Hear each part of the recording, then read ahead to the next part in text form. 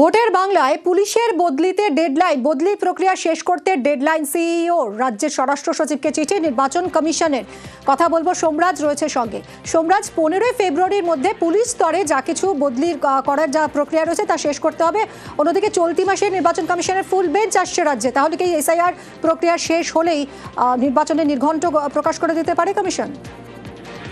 একদমই দেখো, এবং মনে করা হচ্ছে সেই কারণেই রাজ্যে পুলিশের বদলি প্রক্রিয়া দ্রুত শেষ করার নির্দেশ দিল নির্বাচন কমিশন। 15 ফেব্রুয়ারির মধ্যেই পুলিশের সব স্তরের বদলি প্রক্রিয়া শেষ করার নির্দেশ রাজ্যের মুখ্য নির্বাচনী আধিকারিকের দপ্তর দিয়েছে রাজ্যের স্বরাষ্ট্র সচিবকে। ইতিমধ্যেই পুলিশ স্তরে একাধিক বদলি হয়েছে এবং রাজ্যের স্বরাষ্ট্র সচিবকে যে চিঠি দেওয়া হয়েছে সেখানে বলা হয়েছে জাতীয় নির্বাচন কমিশনকে তার কমপ্লায়েন্স রিপোর্ট দিতে হবে যে 15 ফেব্রুয়ারির মধ্যেই রাজ্যের স্বরাষ্ট্র দপ্তর সব স্তরের পুলিশের বদলি প্রক্রিয়া শেষ করেছে।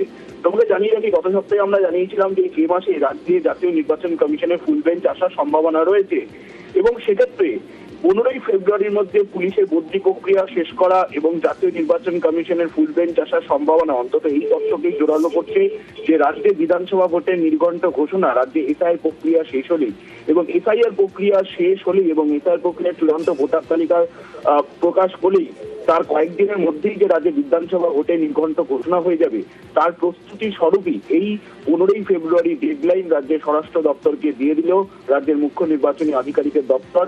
জাতীয় নির্বাচন কমিশনের নির্দেশ মেনেই 15 ফেব্রুয়ারি এই ডেডলাইন দিল রাজ্যের স্বরাষ্ট্র দপ্তরকে। সঙ্গে থাকো সোমরাজ।